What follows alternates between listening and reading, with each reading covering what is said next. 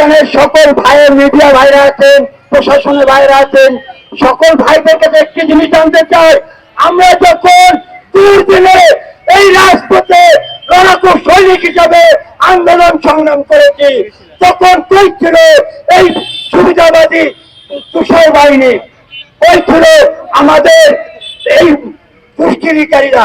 আমি আরেকটু কথা বলতে চাই ভাই, আমরা এই আন্দোলন সংগ্রাম যখন স্বৈরাচারী আন্দোলন সংগ্রাম করেছি, এই রিক্সার চালক দলের মন্টু ভাইয়েরা পিছিয়ে থেকে আন্দোলন সংগ্রাম করেছি, তখন তো কাউকে দেখিনি এই সংগ্রাম আন্দোলনে।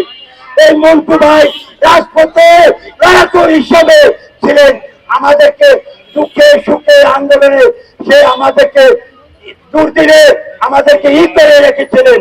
কিন্তু যখন এই 2024-এ গণ অভ্যুত্থানের সময় আমাদের কয়েকজন রিক্সা শ্রমিক ভাইয়েরা জীবন্ত প্রাণ দিয়ে যখন এই দেশকে স্বাধীন করেছে, তখন করেছিল তারা। আরো বলতে চাই, আমার মন্ত্রীকে কোন অপরাধে জেলে পাঠানো হলো, এই আমার মিডিয়ার সামনে আমি তারেক রহমান সাথে আমি প্রশ্ন করতে চাই, আমার এই সভাপতি সাহেবকে বিনা অপরাধে যে জেল কাটালো, আমি এই সুস্থ তদন্ত করে পূর্ণ বিচার দাবি করতে চাই। এবং আমি এই বিচার সুস্থ ভাবে তদন্ত করে আপনি সুন্দর ভাবে পরিচিত ভাবে সুন্দর ভাবে আমাদেরকে বিচার সমাধান করে দেবেন।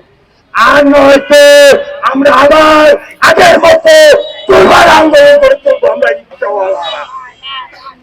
তাই আমি বলতে চাই, আমার মন্ত্রীকে বিনা অপরাধে যারাই যে দুষ্কৃতিকারীরা হয়তো তাদের ব্যবস্থা করুন, নাহলে আমরা আন্দোলন করে চলবো ইনশাআল্লাহ। এই বলে আমার বক্তব্য শেষ করছি।